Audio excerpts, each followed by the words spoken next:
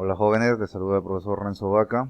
La semana pasada estuvimos viendo lo que eran los organoides y organelas celulares. Hoy vamos a pasar a estudiar lo que es el transporte celular. Específicamente, el transporte celular consiste en el método por el cual una célula se alimenta.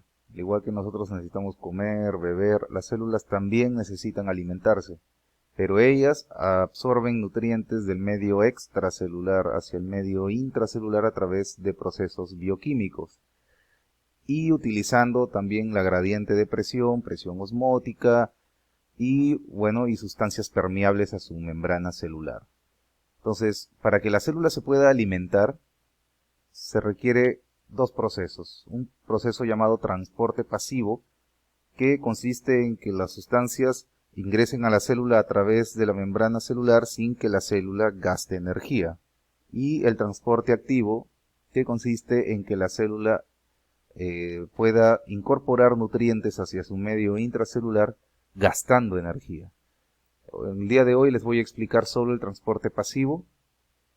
El transporte pasivo tiene cuatro métodos bioquímicos, en este caso a nivel celular es la ósmosis, uno de ellos. La ósmosis es el paso del agua a través de la membrana celular utilizando unas proteínas especializadas llamadas aquaporinas. De ahí tenemos la difusión simple, que consiste en que una sustancia atraviese la membrana celular simplemente porque tiene la capacidad de disolver la bicapa fosfolípida de la membrana celular, como el alcohol, en este caso los gases respiratorios como el CO2, el oxígeno, y también los venenos, en este caso por ejemplo el DDT, ¿no?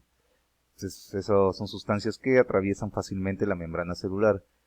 También tenemos una difusión facilitada, es cuando una proteína integral ayuda a que una proteína o alguna sustancia nutritiva para la célula sea incorporada hacia el medio intracelular a través de unas sustancias llamadas carrier o también llamadas transportadores, que son proteínas que están integradas a la membrana celular y por ende incorporan nutrientes desde el medio extracelular al medio intracelular. Ahí tenemos la ultrafiltración o diálisis, que consiste simplemente en el transporte de solutos y agua a través de la membrana bajo el efecto de una gradiente de presión hidrostática u osmótica. Cuando escuchan la palabra osmótica significa agua, una presión por agua, líquido. Entonces también llamada transporte convectivo. Vamos a estudiar muy bien acá la ósmosis para entenderla mejor. Vamos a poner el ejemplo aquí, por ejemplo, la sustancia agua de mar. Es un experimento sencillo que se puede hacer incluso en casa, pero lo he preferido explicarlo de manera gráfica.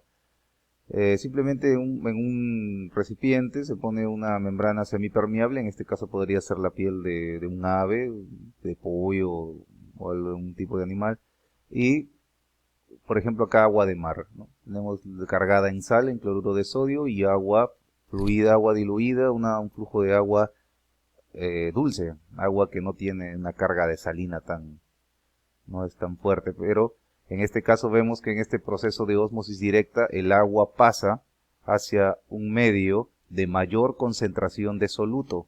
Este tipo de ósmosis directa en la naturaleza existe, no solamente en los seres vivos, sino también en estructuras abióticas, en la cual consiste de manera, esto es física, que consiste simplemente en mantener un equilibrio entre el soluto y el solvente, para que mantenga son atraídos a través de manera iónica. Entonces el agua pasa a un área de mayor concentración para mantener un equilibrio de solutos, y este proceso físico se llama ósmosis directa. Pero también hay otro tipo de ósmosis que es inversa, ¿no? De la solución concentrada que tiene bastante soluto, en este caso podríamos catalogar la sangre, y a una solución bastante diluida. Por ejemplo, en el cuerpo humano, en el cuerpo de todo ser vertebrado que tenga riñones. La presión lo ocasiona el corazón en las arterias, por ejemplo, en las arterias, en los vasos sanguíneos, y de nuestra sangre, que es rica en sustancias, en solutos, tiene que sacar el exceso, por ejemplo, de nitrógeno, ¿no? En ácido úrico y creatinina, y esto ocurre a nivel glomerular en el riñón. Entonces se requiere una presión para que esta solución concentrada pase a través de una membrana semipermeable, en este caso en lo que son las paredes capilares, ya lo voy a pasar a explicar ahorita, y se lleva este líquido parte de los solutos, no en grandes cantidades, pero lo pasa de un área de bastante cantidad de solución en un solvente a un área de poco soluto en un solvente. Aquí, por ejemplo, tengo el esquema de un glomérulo en el riñón. Vemos que está, por ejemplo, la arteriola aferente, por donde viene la sangre, entra por acá y pasa su trayecto a través de una arteriola enrollada, y la presión arterial hace que hacia el lado externo de las paredes de la arteriola se libere el líquido, el agua, a través de una ósmosis inversa.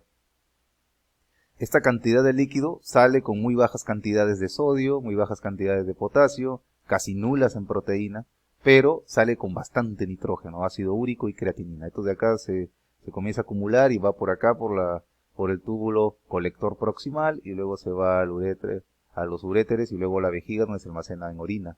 A mayor cantidad de sustancias nitrogenadas en la orina, esta se vuelve más amarilla. Esta es la importancia por la cual debemos beber bastante agua. Se requiere para poder mantener nuestras áreas, lo que son las permeables, lo que son las membranas, mantenerlas saludables, ya que una sangre bastante cargada, una deshidratación fuerte, daña las membranas semipermeables, produciendo a nivel glomerular un escape o fuga de sustancias proteicas u oleosas que juntarían y unirían, incluso hasta los residuos de ácido úrico, de creatinina y ácido úrico, producirían una aglomeración de estas sustancias nitrogenadas, conllevando a un cuadro de cálculos urinarios, ¿no? Estas piedritas que se forman, van formándose desde muy pequeñas, pequeña, hasta grandotas que se van uniendo ya en la vejiga, y luego muchas veces se requiere cirugía para sacarlas, ¿no? Entonces por eso se requiere bastante hidratarse bien. Este es el esquema de un glomérulo. Tenemos la mácula densa, ¿no? el limbo ascendente del asa de Henle, que consiste, acá reabsorbe el sodio. Antes de que la sangre pase por acá, reabsorbe el sodio para que no se pierda mucho a la hora de formar la orina. Por eso es que tenemos esta mácula densa. Tenemos la arteriola eferente, que ya saca la sangre que ha sido limpiada para que retorne a nuestro sistema circulatorio arterial. Entonces, tenemos lo mismo, tenemos que tener en cuenta que dentro de los ósmosis hay dos tipos. Hay una que tiene bajo presión y la otra no. Esta de acá ocurre a nivel celular, y de todas las células de la sangre a las células de todo el cuerpo, y algunas que sí requieren bastante presión, ¿no? Por ejemplo, a nivel del riñón. Ahí tenemos por acá ósmosis en células animales. Tenemos tres tipos de interacción con respecto a la presión. Tenemos una presión hipertónica, o una, mejor dicho, presencia de solutos en una sustancia. Hipertónica es, por ejemplo, acá una solución concentrada altamente rica en solutos, por ejemplo el agua de mar, una sustancia hipertónica, y esto de acá sería un ambiente hipotónico. Entonces una célula, cuando está dentro de un ambiente hipertónico, su líquido escapa hacia el lugar donde hay bastante soluto y se deshidrata. A esto se le llama una interacción hipertónica. La isotónica es cuando están equilibrados, hay la misma cantidad de solutos tanto dentro de la célula como fuera de la célula, y por ende la célula se mantiene estable, equilibrada. Iso significa igual. Eso viene, ¿no?, de los triángulos isósceles, ¿no? Tres lados iguales. Iso significa igual. Ahora tenemos acá lo que es hipotónico, que significa hipos debajo. O sea, la cantidad de minerales, o en este caso solutos, es bastante bajo en el medio externo, y por ende la célula incorpora agua para poder secuestrar esos minerales y llevarlos dentro de la célula, y muchas veces revientan, y esto se llama crenación. Esto ocurre cuando hay una deshidratación grave, cuando hay una mala nutrición. Una mala nutrición conlleva a tener células hipotónicas, y no quiere decir que todas crenen, pero conlleva a una degradación, por una baja nutrición, una mala nutrición, una degradación a nivel de células, como las neuronas, los nefronas, los hepatocitos. Entonces eso puede conllevar a un estado grave, crónico de debilidad y por ende baja de defensas y también a la larga produce un mal. Pero no ocurre de manera sistematizada un cuadro hipotónico, pero sí es altamente dañino. Ahora, esto más que todo se trabaja en laboratorios, ¿no? Ahí donde se trabajan. Pero a nivel celular del cuerpo también puede ocurrir, pero en ciertas zonas nada más. Entonces, aquí tenemos lo que es ósmosis en células vegetales. Igual en el caso de las células animales, vemos que cuando está en un ambiente hipertónico, la sustancia del agua tiende a salir para irse al lugar donde hay bastante soluto. Cuando están isotónicas se llaman células flácidas, y cuando están hipotónicas, cuando se requiere incorporar nutrientes o minerales, en este caso por falta de ellos, se comienza a llenar la vacuola y se vuelve turgente, y esto puede llevar a la crenación, a la que revienten por exceso de líquidos internos. Eso se llama turgencia. Entonces la difusión facilitada, podemos también verla acá en esquema. Vemos los solutos como ingresan a través de la bicapa fosfolípida sin ningún problema, porque tiene la capacidad de remover la bicapa fosfolípida. Por ejemplo, venenos, por ejemplo, como estaba diciendo yo, el DDT, el alcohol, el oxígeno, el CO2, tienen esa capacidad. Y también la difusión facilitada, bueno, transporte pasivo, también está la difusión facilitada porque alguien facilita el ingreso. Entonces, los solutos porque pasan a través de un canal, ¿no? Un canal transportador, también proteínas que son carrier, que capturan o secuestran el nutriente y lo empujan hacia adentro, pero de manera, bueno, en este caso, de manera simple, de manera pasiva.